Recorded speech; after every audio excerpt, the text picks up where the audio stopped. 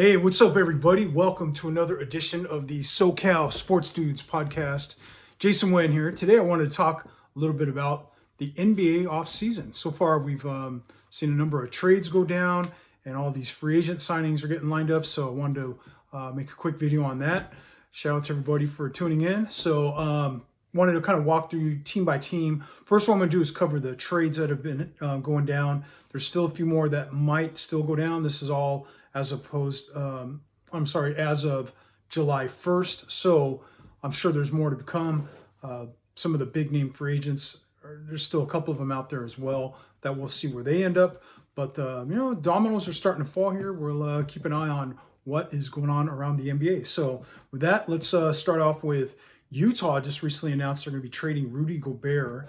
I don't know if they announced it, but they're going to be trading Rudy Gobert, three-time Defensive Player of the Year Rudy Gobert, to Minnesota for Malik Beasley, Patrick Beverley, Walker Kessler, Jared Vanderbilt, and 4 first-rounders. So Minnesota getting a big piece there to put with Karl Anthony Towns, and of course you got the Ant-Man. So, wow, I mean, it's going to be interesting. You get a lot of size there now with Minnesota being able to put Gobert and Karl Anthony Towns out there together.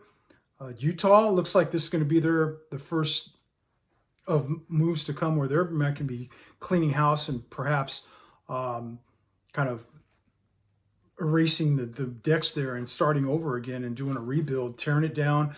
Is Donovan Mitchell next? I mean, we're going to have to wait and see on that. Utah also traded Royce O'Neal, who I understand is one of Donovan Mitchell's best friends. So is that a precursor to them wanting to move on from Mitchell as well? So they traded Royce O'Neal to Brooklyn for a future first rounder. Is a guy that looked like he was a starter for them for much of last year. Pretty valuable player. So Utah, making some moves there, cleaning up. Didn't seem like they had a whole lot in return other than some draft capital. So we'll see what they can turn that into. Earlier today, Boston acquired Malcolm Brogdon from Indy for Daniel Tice and a 23 first rounder. And it doesn't seem like Indy was just dumping some salary right there. It didn't seem like Boston gave up very much. Great get for Boston if Brogdon's healthy. That's been his thing his last couple of years. He's kind of been having a hard time staying on the court. Guy that I'm a Laker fan, so of course the guy I wanted to see the Lakers maybe try and make a move to get Brogdon, but hey, Celtics made the move that looks like Indy was looking to maybe not take back a long or a big, like a big contract in return for Brogdon. So looks like that's going to be announced here. Atlanta's trading Kevin Huerter, sharpshooter from downtown, to Sac for Mo Harkless, Justin Holiday, and future first rounders with protections in them. Philly, of course, we'll go back a little bit. Atlanta got DeJounte Murray, Jock Londale for Gallinari and 3 firsts and a pick swap. Portland, of course, acquired Jeremy Grant. Oklahoma City got Jermichael Green from Denver. You got Philly that got Shake Melton for Danny Green and the number 23 pick. Will Danny Green get bought out? We'll have to keep an eye on that. Denver acquired KCP and Ish Smith for Morrison, but Will Barton. So, all right, that's the guy that, again, my Laker fan. I love KCP, man. You see him get traded for Westbrook, and now he's over there with Denver now. It's like, of course, Dallas acquired Christian Wood from Houston for parts and a first rounder, it looked like to me. So we'll keep an eye on, not keep an eye on, but Dallas picks up Christian Wood. That's a good pickup for them, it looks like. Still possible, of course, Kyrie Irving, Kevin Durant. Of course, Kevin Durant announces he wants to trade.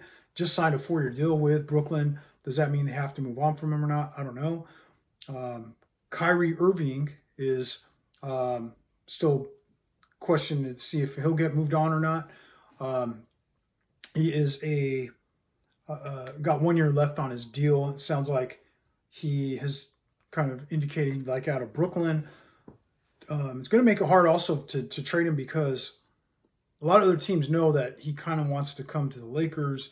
If they acquire him, they're giving up capital or assets for just 1 year rental of Kyrie. Who knows if he wants to show up and play or not? I don't know. Of course, Donovan Mitchell with Utah moving Gobert and Royce O'Neal. Do they move on from Donovan Mitchell? That's going to be interesting.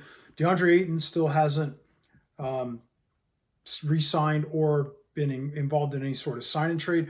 It would be interesting to see, keep an eye on that, because it sounded like he was kind of pointed toward the exit door in Phoenix there. Of course, Russell Westbrook, excuse me, guy that wasn't thrilled when we acquired him, but turned out to be pretty bad situation there for the Lakers to trying to force feed the fans and that team. The Russell Westbrook thing wasn't a good fit. Will he still get dealt? I don't know. It sounds to me like the options have kind of dried up. Indiana was talked about, rumored to be maybe interested in it. Nothing worked out there. Charlotte, of course, the Lakers sound like they don't want to give up draft picks or any take back salary for Westbrook. So does that kill any sort of possibilities there? Is he going to be included in some sort of deal for Kyrie Irving? That's, my hope is we can get Irving for Westbrook and some other stuff, but I don't want to give up the farm for him either. I mean, even with Irving, if you do acquire him, we'll have to kind of navigate that carefully, because you don't want to give him a long-term extension and then he does what he's been doing and kind of playing half a season, making excuses to not want to play. So anyway, those are the trades so far, and maybe some trade possibilities that might still be on the way. Now let's dive into the free agents here. So Atlanta, on top of course, getting DeJounte Murray, they signed Aaron Holiday from the Suns, 1-year deal. Okay, good guy for the bench there. Surprised also Atlanta, real quick, held on to John Collins. It sounds like he was going to be a guy that they were going to move out, but they move out Herter. They bring in Murray, and sign Holiday. So a little switching around there. Boston re-signed Luke Kornet, 2-year deal. Brooklyn re-signed Patty Mills, who had opted out, but re-signed 2-year deal there. Nick Claxton gets 2 years also to stay in Brooklyn. It'll be interesting to see what Brooklyn looks like next year if they are indeed moving on from KD and Kyrie. Of course, they just moved on from Harden last year to bring Ben Simmons in, and now this super team is already looking like it's kind of taking on water, or the wheels are kind of coming off that thing. I don't know. I mean, they might just have to hit the reset button and just start over again if that's going to be the case. So we'll see. I mean, what can they get back for KD? What can they get back for Kyrie? This is as much as they kind of gave up to get him there in the first place. And then, of course, the gave up a lot in the past couple of trades they've made. So their draft capital's kind of thinned out there. So we'll see. Charlotte, nothing doing just yet. We'll have to keep an eye on that. Chicago re-signed Zach LaVine, gives them an extension anyway, and then they re-signed Derrick Jones Jr. Good, long, lengthy forward. They bring in Andre Drummond as well. Good backup center type, maybe starting center for short stretches. A guy that I liked when he was with the Lakers. He grabs rebounds. He kind of plugs up the paint a little bit. Not much of a high fly act, not a shot blocker, but a rebounder and a kind of a pounder in there. So not a bad move, I think, to get him by Chicago. See if that helps their team moving to improve off of next year's successes. It looked like Cleveland brings back Ricky Rubio. I think he was traded to Indiana, right, in the midseason there. Had the knee injury, but if healthy, I mean, that was a great fit for Cleveland last year. They also signed Robin Lopez and Raul Neto. Get some guard depth there and some big man depth. Dallas, they made bringing in Christian Wood. Of course, they lost Jalen Brunson, but they signed JaVale McGee, 3-year deal, and re-signed Theo Pinson. Denver re-signed or extended Nikola Jokic. Big deal there. So he's happy and well paid. Biggest contract in NBA history I saw. Wow. I mean, yeah, MVP though. He's the man. So now Denver rewarded him for all his efforts here. Re-signed Davon Reed, and they bring in DeAndre Jordan and Bruce Brown on a 2-year, $13 million deal. Good get for them there. He's a guy who can hit some threes and play some defense. Brooklyn, I guess, kind of willing to let Bruce Brown out of their backyard there and go to Denver. So and then Denver, of course, acquired KCP. So now you get KCP. I don't know if Ish Smith's going to play a lot of minutes, but Bruce Brown, KCP. You get Murray back. Maybe Porter can come back healthy. Well, we'll see. You know what I mean? Denver's always on kind of the top 5 seed there in the West, and see if they can move up from there. Detroit re-signed Marvin Bagley III, and they signed Kevin Knox to a 2-year deal. Golden State re-signs Kevon Looney, key component there in their title run, 3-year, $25 million. They also signed Dante DiVincenzo, good shooter, athletic guy. Kind of plugged some of the holes there that they are now missing. It sounds like Bjelica took off. Gary Payton II's going up to Portland. They lost Otto Porter. JTA going to Lakers. We'll talk about that later. But yeah, they got some key pieces, or at least some contributors from last year's title team that are now moving on to other places. They'll have to find ways to plug those holes. Of course, they do have Kuminga and Moody and Wiseman, so they have guys who didn't get a lot of playing time last year are going to come in there and I think contribute here next year and the years after. So they lose some of these guys, but the Warriors know, they have a good thing going. They'll be able to plug those holes I'm sure in the right fashion there. Houston re-signs Jae'Sean Tate, 3-year deal. Indy, free agency-wise, hasn't done too much, nothing at least noteworthy. They did make the Brogdon deal there, so they get back Tice and a draft pick. The Clippers re-sign Amir Coffey and Nick Batum. They signed John Wall as well, who's finally bought out by Houston.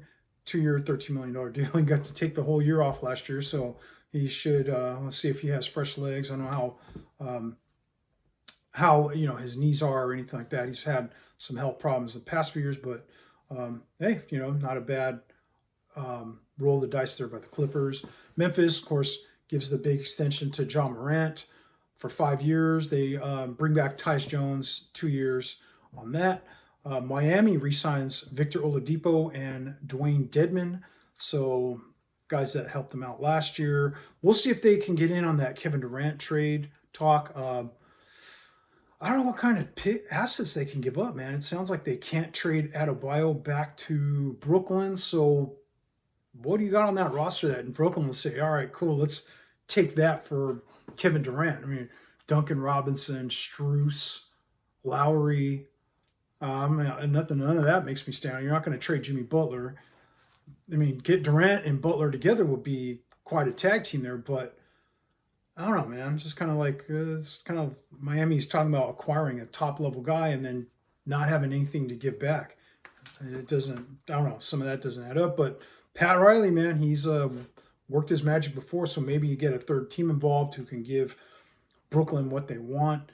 I heard something on the radio earlier today on a local LA station, Mason, Ireland. We're talking about does Utah send Donovan Mitchell to Miami so then they can flip him to Brooklyn for Kevin Durant as kind of a piece? Is there some sort of 3-way deal that can happen there? At least an interesting thought, and we'll see if it's possible, worth keeping an eye out for. So Miami keeping some of that, those key pieces there in-house. Oh, and the other guy, of course, Tyler Hero. But come on, man, is that really enough to fetch you Kevin Durant? I mean, it sounds like Brooklyn's asking price for Kevin Durant's going to be pretty high. And I don't know if that adds up to enough for me. If I'm Brooklyn, I'd be like, hey. Milwaukee re-signed Bobby Portis, who had a solid year for them last year. They bring back Wes Matthews on a 1-year deal. Javon Carter, 2-year deal. And then they signed Joe Ingles, outside shooter, 1-year deal.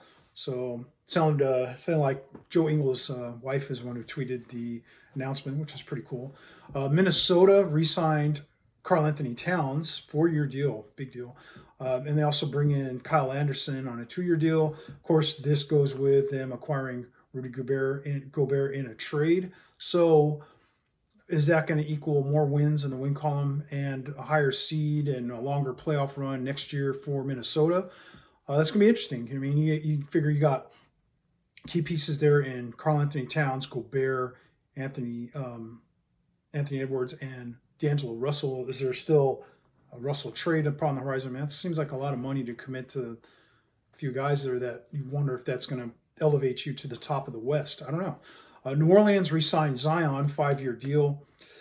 Kind of risky, man. It's a big money deal there, and he's been a guy who's had some, physical issues there. I don't know. I mean, I don't know if I would have done that deal, but they did, and I mean, just hoping, cross fingers and toes for their perspective that he stays healthy and that you don't have, anything breaking down or he's kind of re-injuring himself or I don't know. I just kind of wonder about that deal.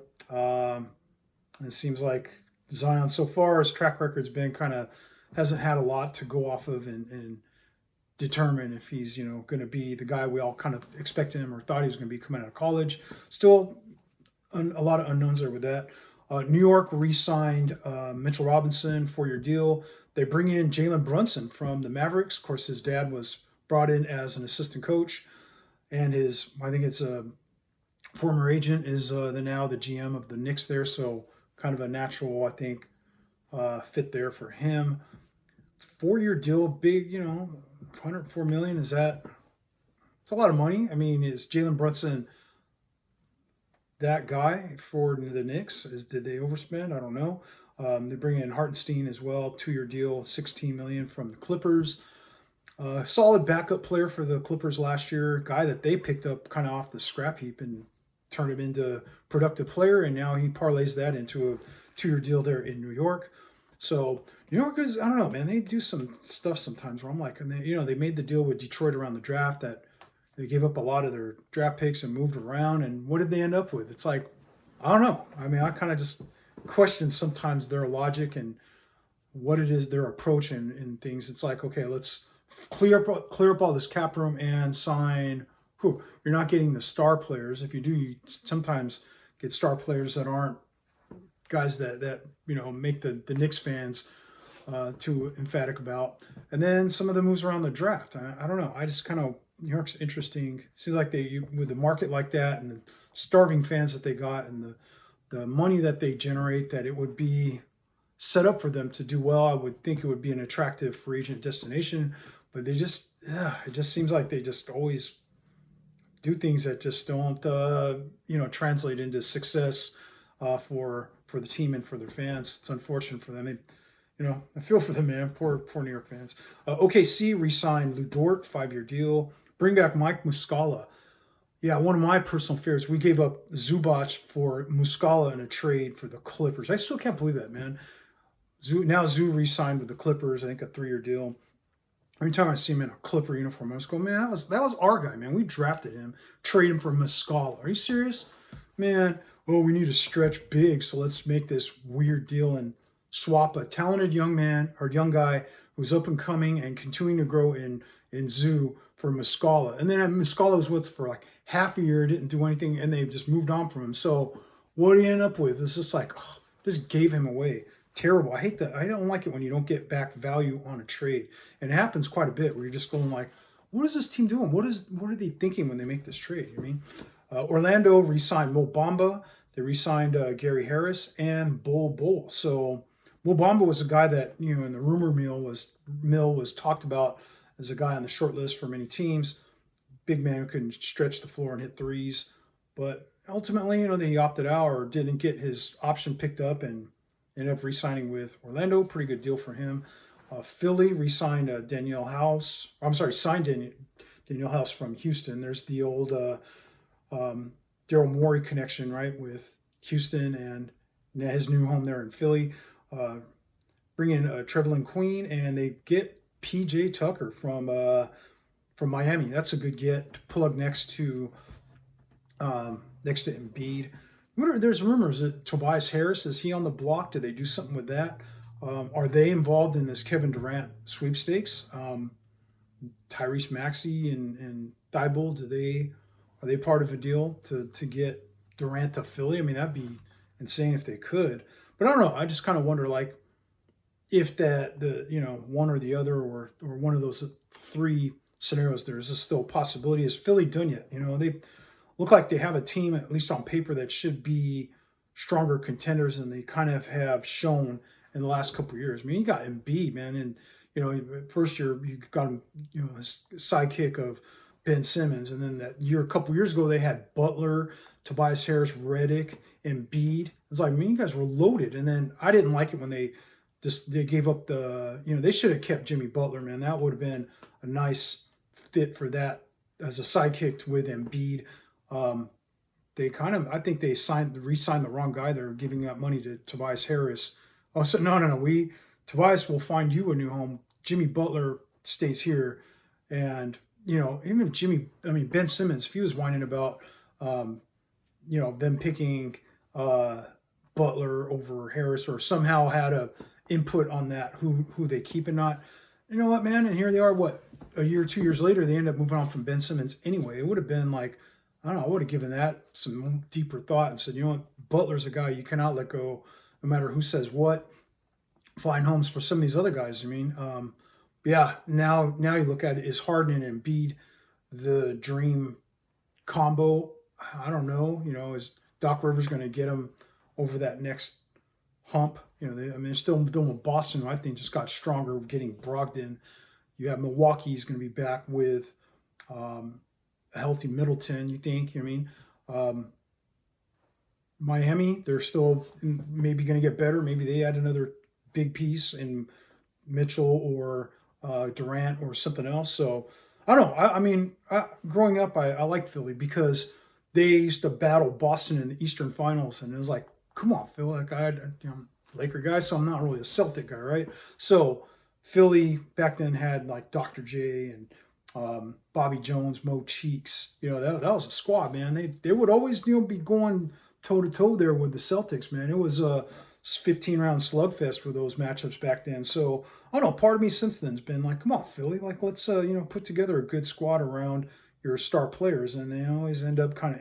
They haven't won since '83, since Dr. J's here, man. So kind of one of the, I guess you can call them the glamour franchises in the NBA. You figure, hey, they should be right there, maybe in title contention and getting to the finals or making a run at this stuff, man. They always end up kind of bow out in the second round. We come up just short again. It's like, oh, if we made the wrong trade, sign that free agent instead of that one. It's like, so that kind of stuff can set you back, man. So we'll see though. Maybe are they done? I don't know. But PJ Tucker, good pickup for them. Phoenix re-signs Devin Booker for your deal. Can't let him go nowhere, of course. I'm not really a Suns fan, but that's a good move for them. Now we'll see what happens with DeAndre Ayton. It's not like he kind of like had some disagreement or conflict there with the head coach. Is that pointing him out the door there in Phoenix? Are they going to move on from him, trade him for something? I don't know. Portland re-signed Nurkic and Simons, 4-year deals for them. Bring in Drew Eubanks, and they signed GP2. Man, that's a good pickup, man. He's a guy who earned his way. I liked him when we had him for that brief stint with the Lakers. Before it's like, they didn't make any effort to re-sign him. He moves around and resurfaces. Had a great year. Good for him in Golden State last year. Won himself a ring. I think really kind of solidified his place in the NBA. You know what I mean? And good for him, man. He's had to climb from the bottom up, and now he gets a 3-year deal with Portland. Stays West Coast. Maybe the Oakland connection there with Damian Lillard. So that's Portland, man, made some moves. They got Josh Hart last year. You get Jeremy Grant this year. You add GP2. You get re-sign Nurkic and Simmons here. Simmons or Simons. But anyway, that's solid, man. It's like they moved on from McCollum, but that ends up being this collection. When they first made the McCollum trade, I'm like, what are you doing? Like, it didn't seem like enough. But at the end of the day, you kind of have this newly constructed roster that's going to be pretty feisty defensively, man. It's going to be tough to just score buckets on them. They got guys that are willing to play that into the court. So Sacramento signed a guy that I liked a lot, Malik Monk. Did a great job for the Lakers last year. Thank you, Malik, for helping us last year, man. We really enjoyed your time here with the Lakers. Too bad, Sac had to go at you with a 2-year deal. We would have loved for you to stay, but I mean, hey, for your career, get a 2-year deal with more money. All right, I can see it, but um, yeah, Sack got him, and they add Herter, so they had a couple of good shooters to their lineup there. San Antonio, nothing really to note there, of course, other than the trades they made, moving on from Murray, and then the Lakers did sign. I'll get to the Lakers. Of course, I'm saving the best for last for the Lakers, but San Antonio did kind of pull their rescind their offer for Lonnie Walker. So that was a guy that thought was gonna head back to San Antonio, but they did not keep him, and he went ups and leaves and goes to another team. Toronto resigns Chris Boucher, 3-year 35. They got Thad back, 2-year 16, and they signed Otto Porter, a guy that I would have liked for Lakers to get. So Otto goes to Toronto for 2 years. I don't know what the terms of that were, but I don't know, man. It's like, come on. I would have liked to see him either stay with Golden State or sign up here with the Lakers. Utah, nothing really worth mentioning right now. They, of course, have been busy with trading Gobert and Royce O'Neal and maybe Mitchell. Wow. I mean, they're going to look like a different team next year if that happens. I'm not going to be able to recognize them, but they might just be going straight rebuild mode here and, moving on from some of their big name or big money players and just, wiping the slate clean and starting over. Washington, of course, they dealt KCP, as I mentioned earlier, re-signed Bradley Beal, 5-year deal, big deal there for him. Question though, as to is he going to stay there the full 5 years? We're going to have to see. They signed him to that deal, but after a year or two, if they don't quite start to see signs of progress, then Beal might say, hey, thank you, Washington. It's been great, but get me to one of these other places. And I'm sure there's going to be a nice long list of teams around the league that would love to have Bradley Beal on their squad. So we'll keep an eye on that. Re-sign Anthony Gill. And then they signed Delon Wright, 2-year deal. Pretty generous contract there. So maybe they needed a ball handling guard, though. They moved on from Ish Smith as well in that KCP trade. So yeah, ball handling guard, man. You should have just probably held on to Westbrook and just told the Lakers, no, we won't do that deal.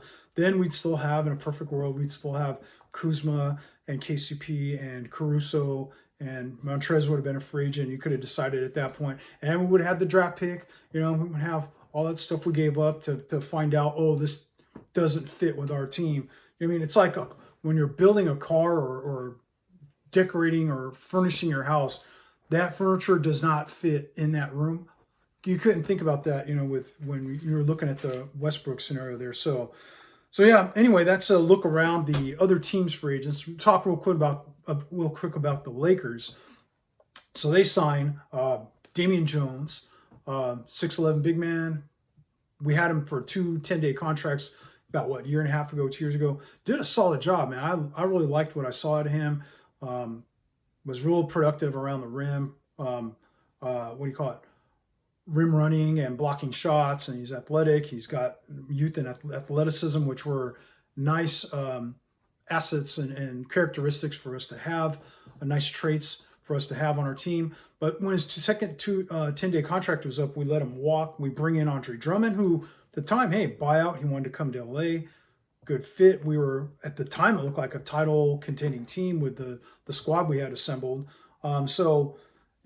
Jones ended up going up to SAC and staying there an extra year and had a pretty good run there. But I was glad to see them bring him back. I think that gives us a little more youth at the 5 spot, a guy who can protect the rim, grab some boards, catch lobs, things like that, block some shots, run the court a little bit better than some of the older dudes we were getting the last couple of years. Last year, of course, we made that move. We move on from Marc Gasol and we bring in DeAndre Jordan. It was like DeAndre Jordan just didn't have a lot of gas left in the tank for what we needed him for, which was a younger version of DeAndre Jordan would have been great. But we got the one that was like, everyone was kind of moving on from him. And the Lakers were like, hey, we'll sign him. It's like, oh, what are you doing? Like, I didn't like the move when they first did it.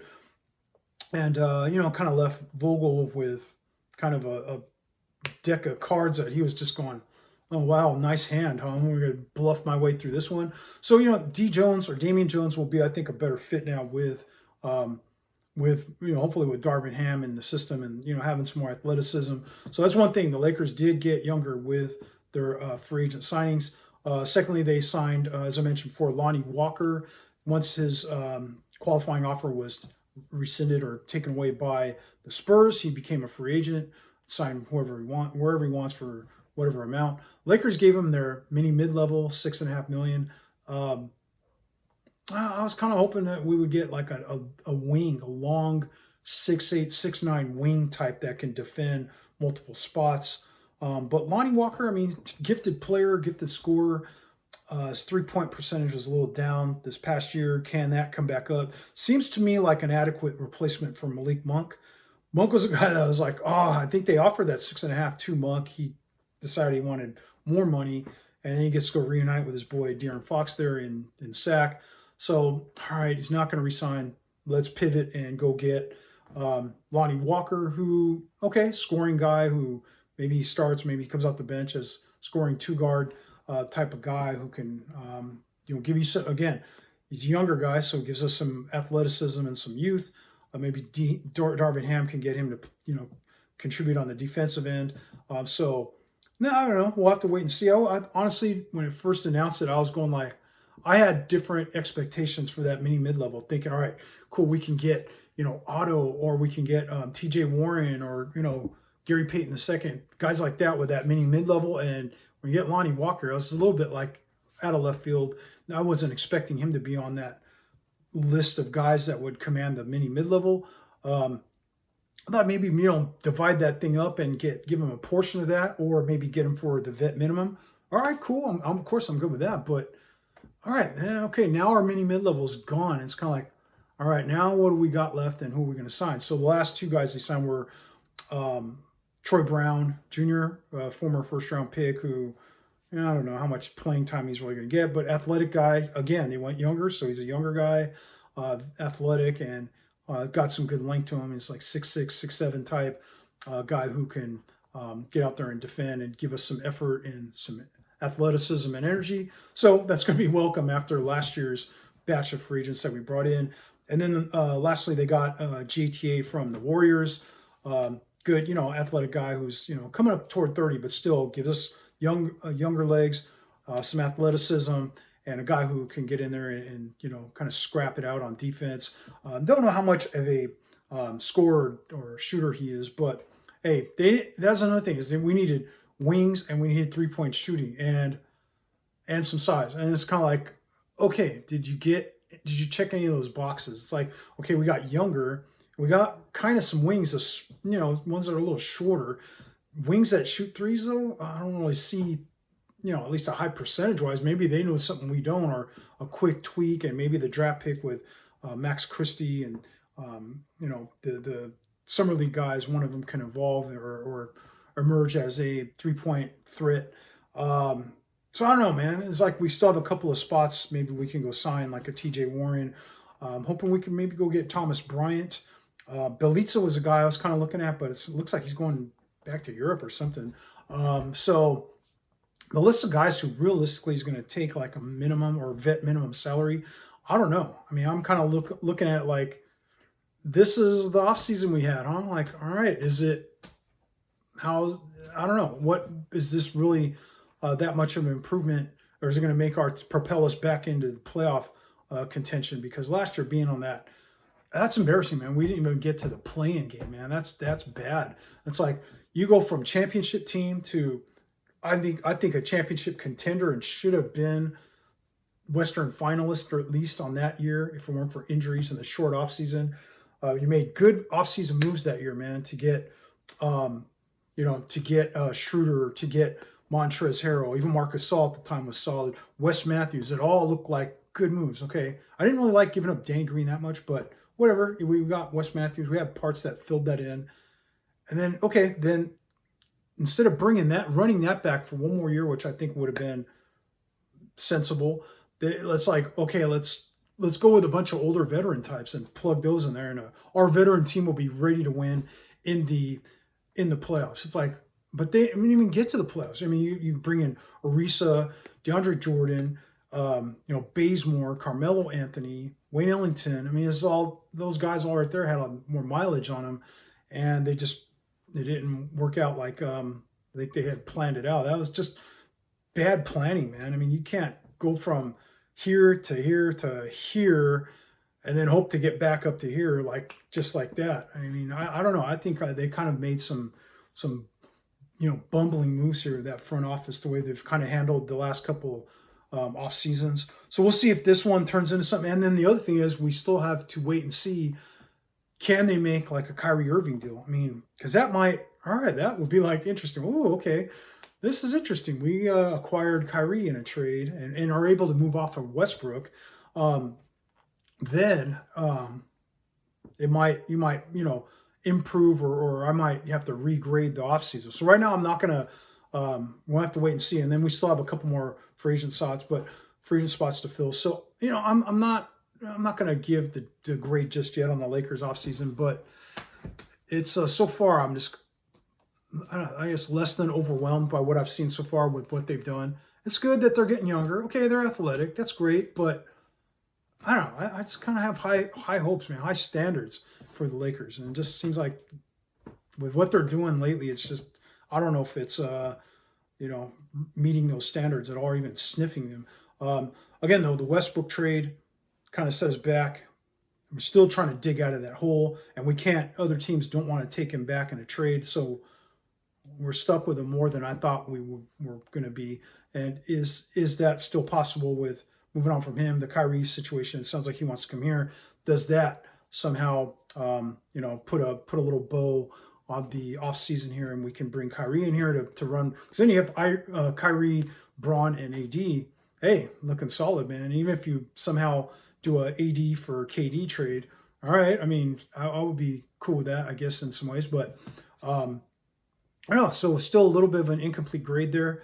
But I just want to throw that out there to you guys. Laker and NBA offseason has some good content there. So that's going to do it for me here, though. I would appreciate if you guys like, subscribe, send me some comments there in the comment section. Happy 4th of July to all you guys out there. It's the 1st of July today, before the 4th of July. Everyone be safe and have a good weekend. And we'll talk to you again soon. Thanks for tuning in. Bye.